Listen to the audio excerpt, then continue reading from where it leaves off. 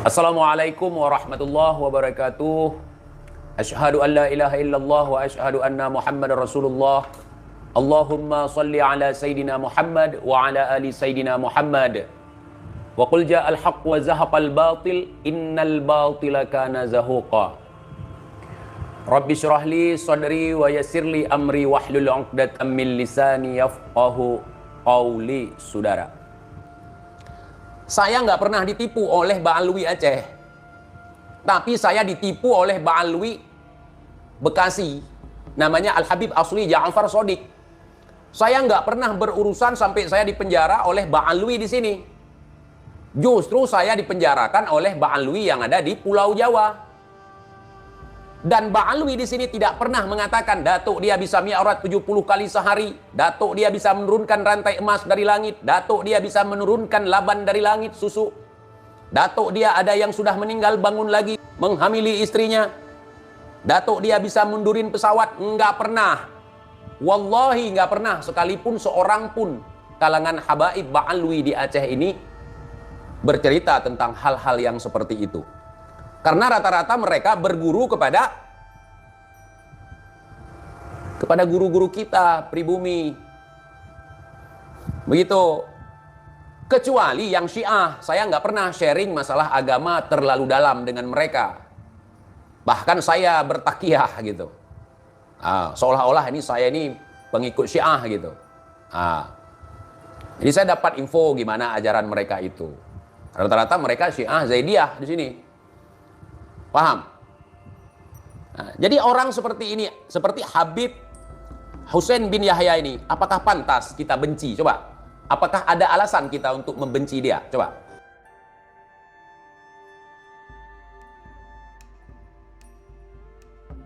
Yang ada ketika kita melihat dia, timbul rasa sayang kita ke dia. Sudah serenta ini, sudah setua ini, masih berjualan, enggak mau meminta-minta, enggak bikin rusuh. Sekarang saya tanya, kira-kira Mukibin itu betul-betul pecinta habaib tidak? Kalau Mukibin itu pecinta habaib, kenapa Habib yang sudah sepuh ini masih berdagang buah-buahan dengan mengendarai sepeda ontel di jalan-jalan? Kenapa enggak ada payung putar? Kenapa orang yang masih muda ditandu, diangkat-angkat, digendong, dicium kakinya? Kenapa orang yang seperti ini, dia seorang Habib, dia seorang Ba'alwi, kenapa nggak kalian perhatikan?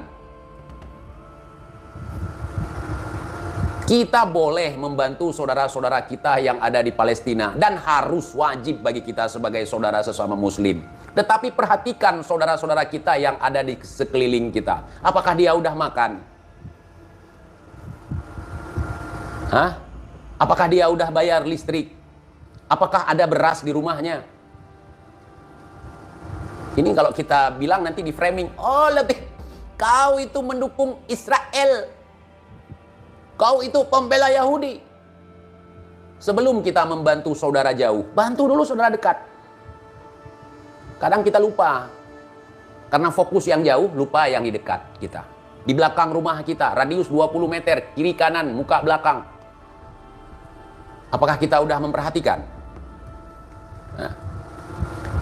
Udahlah, di sana udah banyak yang bantu. Sekarang kita bantu itu tetangga-tetangga kita. Jadi akal sehat itu mati. Kalau kita jadi Mukibin, akal sehat hilang.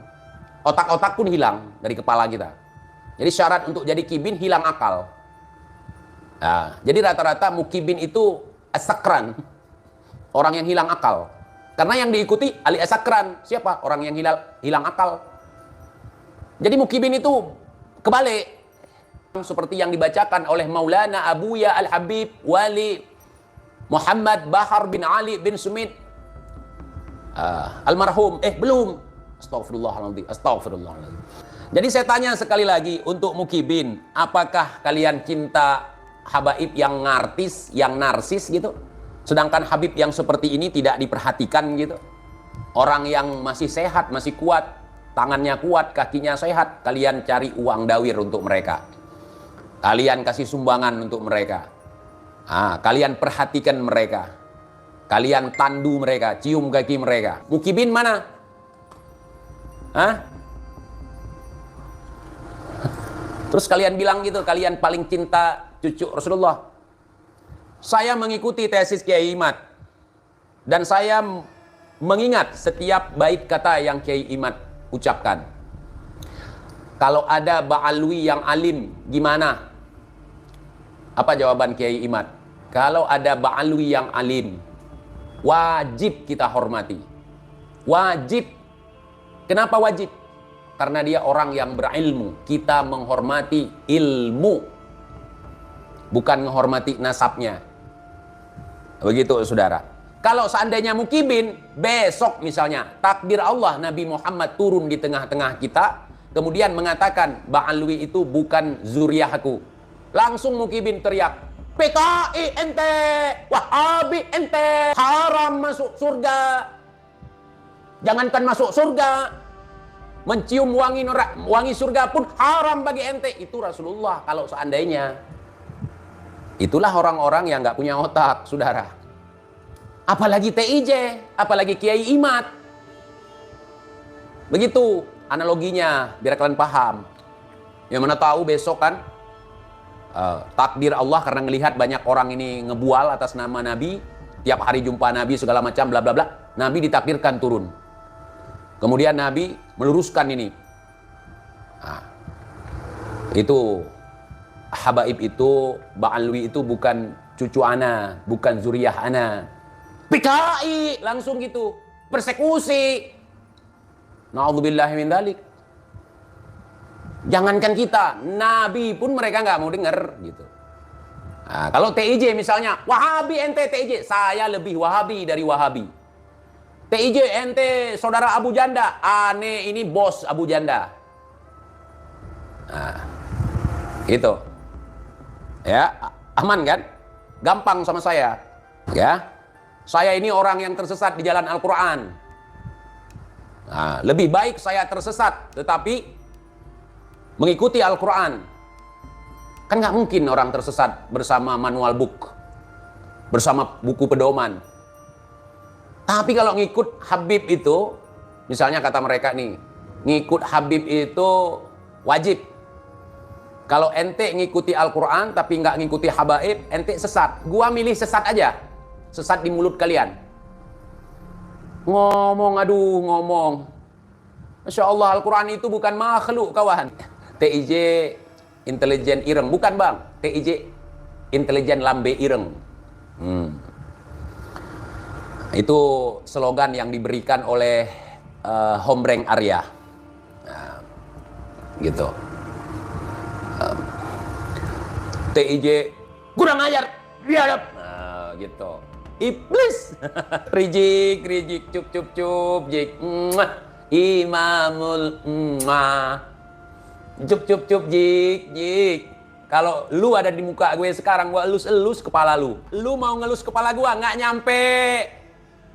Mimpi lu, kecuali ada kursi. Gimana mau ada kursi? 3 periode kalah mulu. Jik, cebol. Sadar diri lu.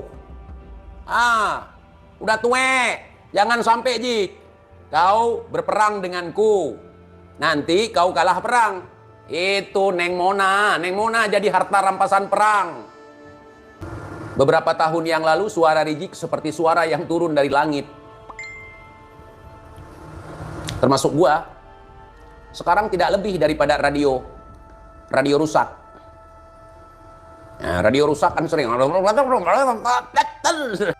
Saya juga harus mengatakan kondisi di Aceh terkait masalah habaib baik sebelum maupun sesudah adanya tesis Kiai Imad gitu. Kalau di Aceh tidak ada pengaruh apa-apa untuk para Ba'alwi Aceh gitu. Dengan adanya tesis Kiai Imad. Cuman untuk kaum-kaum mukibin dan sekte Unyiliun itu memiliki efek gitu. Yang dulunya rame sekarang sepi gitu. Yang pertama karena di Pulau Jawa itu bintu tarim. Bintu Bang Muhammad Ridho, bukan pintu. Bintu itu anak perempuan ataupun antek-anteknya si Rijik yang ngikuti tradisi di sana. Saya tidak menyalahkan rekan-rekan dan sahabat di Pulau Jawa. Banyak yang berkomentar bahwa orang-orang Jawa itu lugu, orang Jawa itu bodoh. Bukan. Saya tidak melihat itu. Yang saya lihat orang Jawa itu tidak ada yang namanya suudzon terhadap orang lain.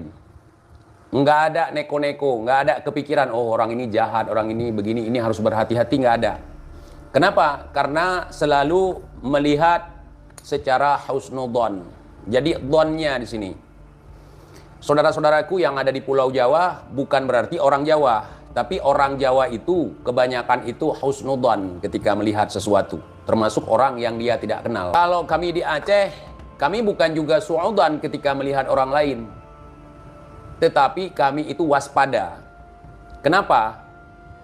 Karena di Aceh itu diterpa perang yang berkepanjangan.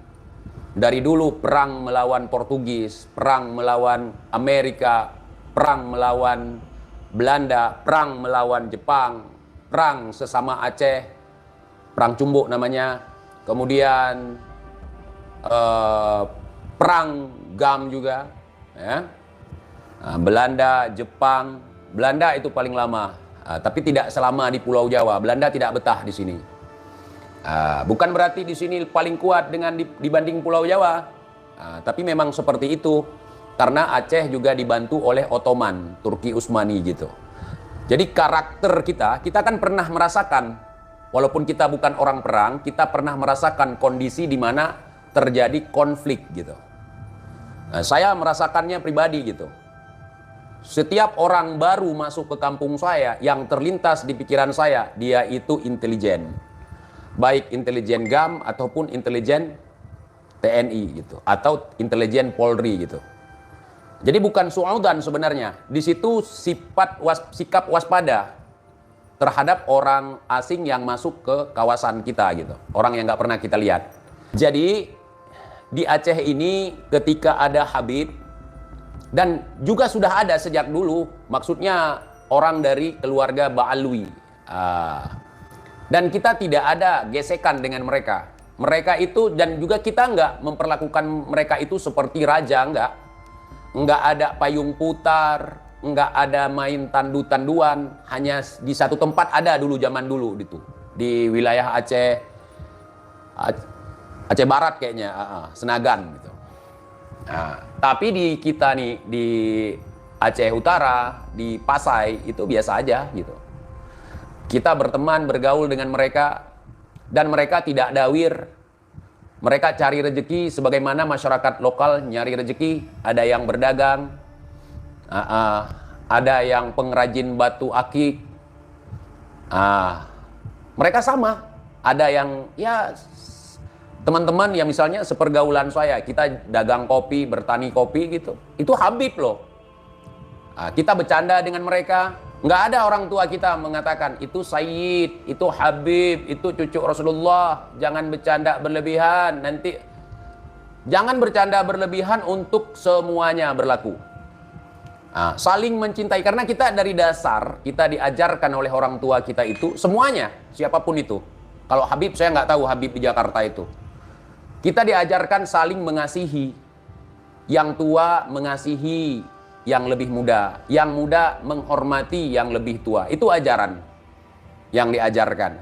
Enggak ada hormati dia karena datuknya bisa terbang, karena datuknya bisa madamin api neraka, karena datuknya bisa mengusir malaikat mungkar nakir. Itu enggak ada. Saya barusan mengupload sebuah video potret, ya, kehidupan Habib, salah satu kehidupan Habib di sini. Jadi masyarakat lokal gitu. Jadi kalau ada orang yang mengatakan gini, di Aceh, orang Aceh itu cinta hawaid. Di Aceh itu diajarkan kita mencintai siapapun.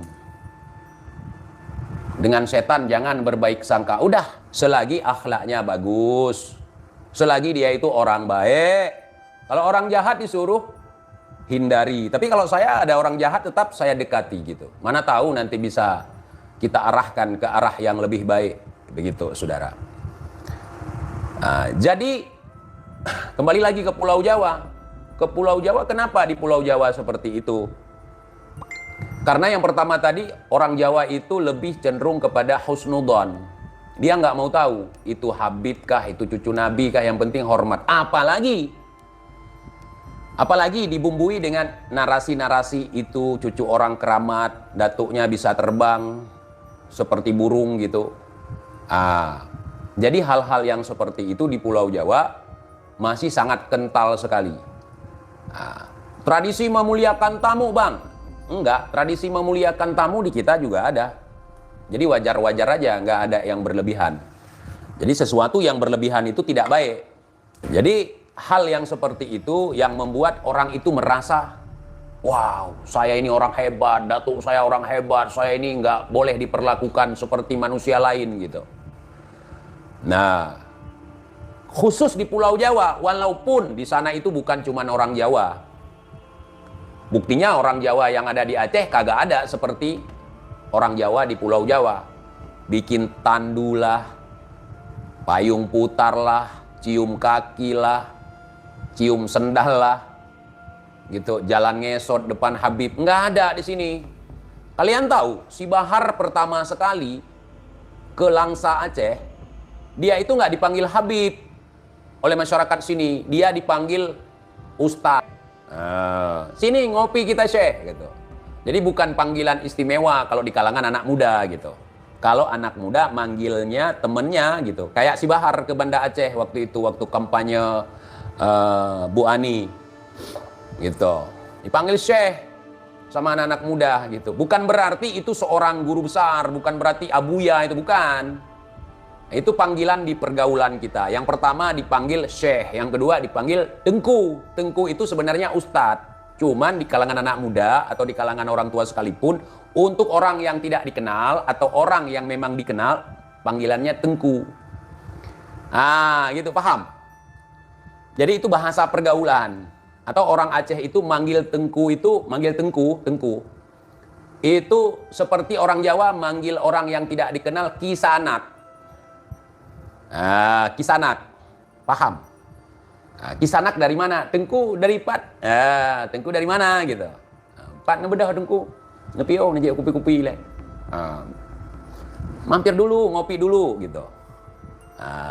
Walaupun digoreng saya ini pembenci habaib, musuhnya habaib begini, saya nggak mempan itu.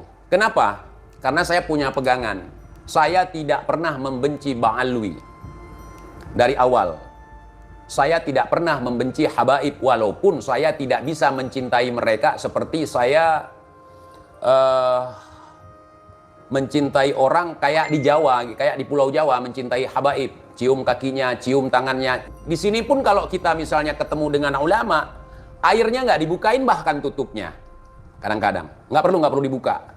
Orang doa kan nggak masukkan dari dia gitu. Jadi orang-orang yang masukkan jari mungkin ke botol nganggap kalau dia punya kekuatan tersendiri gitu. Contoh nih, ada seorang Habib yang selama ini viral dan banyak yang Habib-Habib seperti itu di Aceh. Ini salah satu yang membuktikan omongan saya selama ini. Ini ada Habib, potret Habib di Aceh.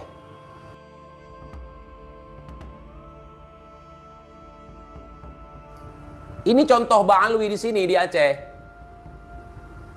Contoh Ba'alwi di Aceh begini. Dan mereka lahir dari rahim-rahim ummi Ba'alwi. Tapi mereka nggak ngibul. Salah satu teman saya itu Ba'alwi yang kemarin malam ke sini. Yang kemarin malam ketemu saya di sini. Dia nggak seperti itu. Nggak dawir, nggak koar-koar, nggak merasa lebih mulia di antara yang lainnya. Jadi kalau saya dibilang pembenci habaib, pembenci Ba'alwi, salah. Bahkan panggilannya pun biasa gitu. Kita manggil nama. Kalau udah tua kayak gini kita panggil Abua. Abua itu kalau diartikan seperti abang dari ayah kita atau abang dari ibu kita, itu Abua, paman gitu. Jadi yang kita permasalahkan sekarang adalah pendongeng-pendongengnya, oknum-oknumnya. Kalian tahu, waktu saya keluar dari sebelum masuk penjara, itu beberapa hari ada kegiatan sebuah organisasi di Aceh yang menamakan dirinya organisasi nasab, pencatat nasab, perkumpulan kaum Ba'alwi. Karena mereka tidak punya buku dari Robito ataupun belum diurus atau gimana, mereka dituduh Habib palsu. Dan orangnya, orang Ba'alwi itu nelpon saya manggilnya Ami. Saya teleponan sama mereka, dan mereka nggak suka Rizik. Nggak suka Rizik, bukan nggak suka ke orang, bukan, tapi sifat karakternya bikin malu mereka. Begitu kurang lebih informasi yang saya dapatkan selama ini. Jadi begitu. Jadi framingan mereka sekarang memakan mereka sendiri. Setiap ucapan mereka itu kembali ke dirinya sendiri. Insya Allah, saudara. Ya kan?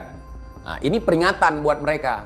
Kalau ini tidak digubris, ini tidak didengarkan dengan baik, ataupun ini tidak dijadikan sebagai barometer untuk mereka memperbaiki diri, tunggu kehancuran itu. Bukan kalian aja bisa ngancam orang dengan kualat. Saya nggak ngancam kalian dengan kualat, tetapi tunggu kehancuran itu. Ini rejim zolim, saya akan pimpin perang. Setiap ada penampilan Kibin dengan baju lorengnya, itu komentar netizen Aceh, baru kamu dah sok-sok tentara, masih ngemis sudah sok-sokan main tentara-tentaraan komenan. Banyak itu saya lihat. Apakah mereka benci habaib? Apakah mereka benci ulama? Apakah mereka PKI? Yang bukan PKI cuman kalian. Kalian hanya PKI yang teriak PKI.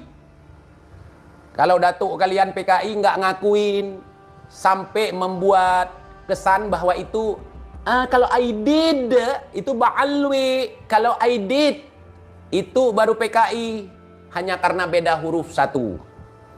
Itu cara paling licik kalian. Kalau beda huruf satu, bagaimana dengan Pak Taufik? Pak Taufik namanya Taufik Assegaf. Assegaf dengan As-Sakaf itu beda jauh. Berapa huruf udah beda tuh? Berarti kalau As-Sakaf itu Ba'alwi. Kalau Assegaf berarti itu PKI, gitu. Kalau Bahar Smith itu PKI. Kalau Ba'alwi kan Sumait. Marganya Sumait. Kalau Smith PKI.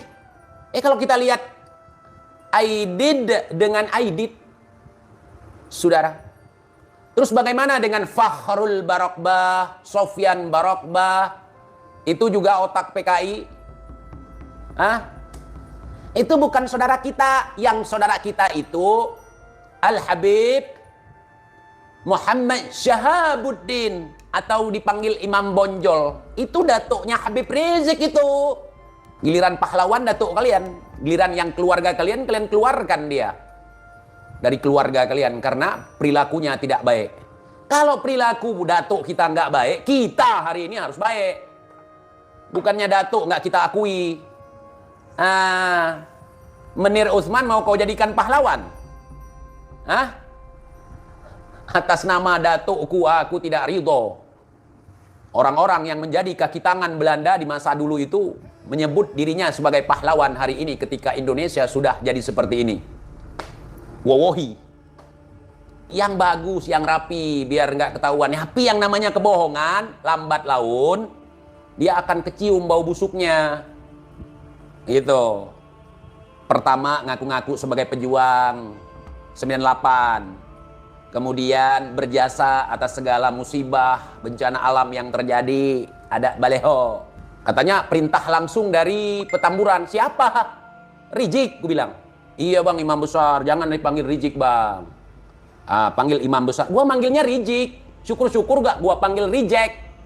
Itu kan produk-produk Reject.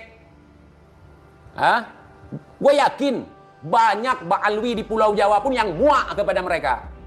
Bukan berani mereka sebenarnya. Yang berani itu Kibin. Kenapa Kibin berani? Karena itu memang saudara-saudara kita yang kehilangan akal. Yang kena gendam. Aku sebenarnya bahas Rizik ini karena banyak sekali permintaan untuk tidak bahas imam besar. Gua kan udah pernah bilang, gua nggak mau diatur-atur oleh orang. Yang gua nggak lakuin jangan kalian fitnah, nanti gua lakuin. Kan gue udah pernah cerita, masa kecil gue tuh, gue pernah dituduh maling kelapa, sedangkan kebun kelapa kakek gue itu luas. Ngapain coba gue maling kelapa ke kebun orang? Ternyata salah orang ketika dibawa ke balai desa untuk dipertemukan, untuk disidang. Ternyata nggak terbukti gua maling kelapa. Apa yang terjadi setelah itu? Betul-betul gua malingin. Di depan orangnya. Gua suruh orang manjat kelapa sampai yang masih baru brojol itu. Gua suruh ambil semua, gua suruh petik. Habis itu gua jual. Di depannya gua bawa. Kenapa? Biar dia nggak dosa, aku bilang. Karena waktu itu gua masih jahiliyah gitu. Masih gampang ngamuk gitu. Cuman nggak ikutin hal-hal seperti itu. Aku bawa kelapa dia, aku jual. Dapat duit nggak? Aku kasih dia sepeser pun. Udah, kemarin kan udah kau fitnah aku. Sekarang wujudkan apa yang menjadi kekhawatiranmu supaya kau tidak berdosa kepadaku. Kenapa gua setiap membahas kalian, gua ketawa, gua ngelucu? Karena kalau kita bahas kalian dengan cara marah-marah, itu nggak mempan. Dengan cara ngamuk-ngamuk, dengan profesional, dengan menunjukkan data, itu nggak mempan. Karena kalian itu orang-orang yang ngolok-ngolok. Ngolokin Nabi, ngolokin Al-Quran, bahkan Allah sekalipun kau olokin. Jadi cara seperti itu yang ampuh untuk kalian. Jadi untuk teman-teman YouTuber yang lain, kalau pingin ngebahas mereka, nggak usah serius. Mereka itu badut. Perutnya buncit, hidungnya merah, kan badut. Hah? Mempannya diolok-olokin. Kalau badut kan gitu, orang gila gitu. Kalau si Rijik kita ingatkan begini, nggak mempan.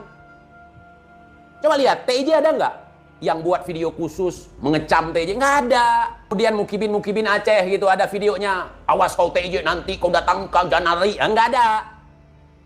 Kenapa? Saya tahu obatnya, karena saya tabib.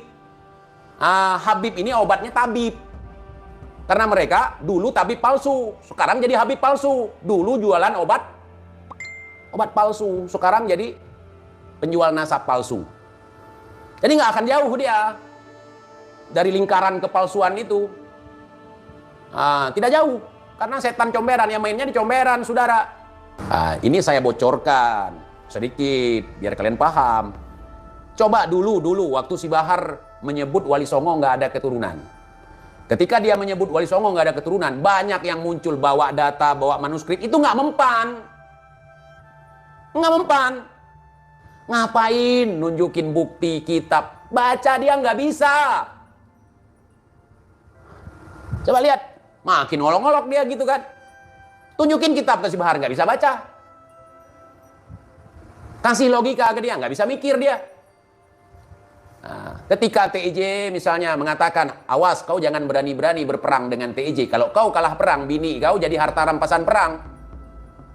Mau nggak mau, yang namanya juga harta rampasan perang harus ikut. Kan begitu. Jangan nggak ada perang, setiap hari harta rampasan perang dari masyarakat. Dari rakyat yang kesusahan. Gonimah. Ini, itu mah goni. Bukan harta rampasan perang, bawa goni. Apa Bang TIJ setuju dengan pernyataan Islam tidak cocok untuk orang yang tidak berpikir, dan buktinya ada di pulau Dan buktinya ada di pulau Indonesia. Saya nggak tahu itu di pulau mana. Islam itu agama akal sehat. Al-Quran itu diturunkan untuk orang-orang yang berpikir. Siapa itu orang-orang yang berpikir? Orang yang memiliki otak. Orang yang bisa berpikir, orang waras, orang mukallaf.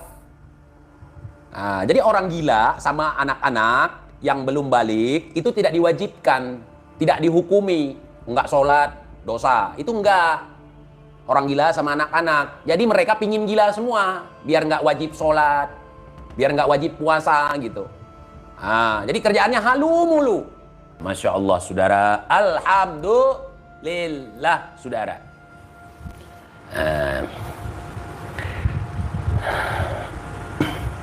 Untuk mengetahuinya bagaimana, saudara? Tes DNA. Menantunya kemana, mertuanya kemana, saudara? Aduh, kita mau ditipu, saudara.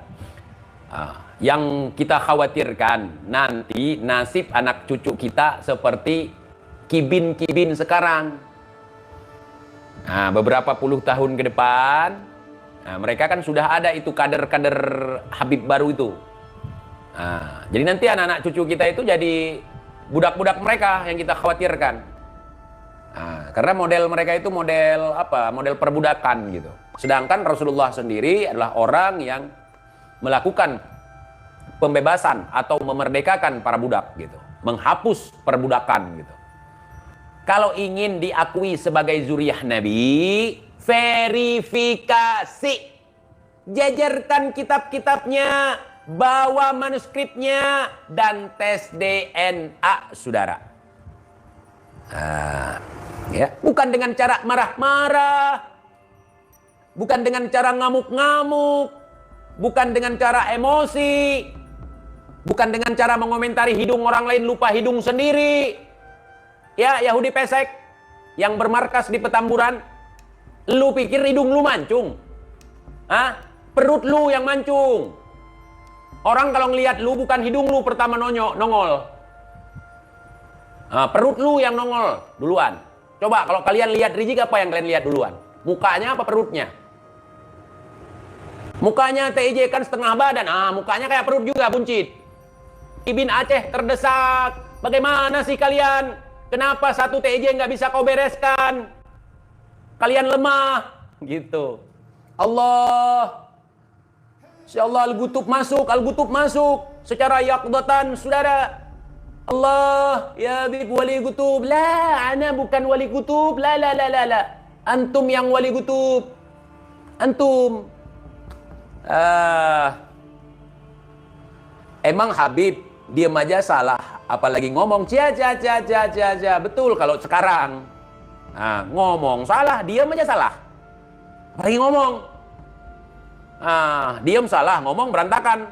Makanya aku bilang, kalian, fahamilah, mengertilah. Wali kutub memang beda ya. Bib wali. Jadi Tarim itu bukan kota suci, bukan juga kota wali. Bukan. Yang kota suci bagi umat Islam itu ada 3. Di situ ada masjid namanya Masjidil Haram di Mekah dan Masjidil Nabawi di Madinah. Satu lagi Masjidil Aqsa, bukan yang kubah kuning, yang kubah hitam, bangunan dulu. Kalau yang bangunan kuning itu namanya Masjid As-Sakrah, kalau nggak salah saya, di Palestina. Karena 2010 saya pernah ke sana. 2010 teman-teman, lewat jalur mimpi, biar nggak bermasalah nanti. Betul, saya sependapat dengan Anda. Masya Allah, kalau saya masih berbicara kebenaran, nggak apa-apa sependapat. Tapi kalau saya nanti jadi kori, jangan lagi sependapat dengan saya ya. Kalau saya tiba-tiba kayak kori gitu. Mar, ke Aceh ada jalan darat kagak? Gue mau ke sono noh. Mau tanya langsung depan mukanya dia. Kenapa mesti babe sih? TJ itu meresahkan perjuangan kawan-kawan yang lain. Gue yakin Mar, si TJ itu ditunggangi oleh Habib yang tet. Gue nggak sebutin di sini. Ente paham kan Mar? Paham. B. Itu memang begitu zuriyah Suneo.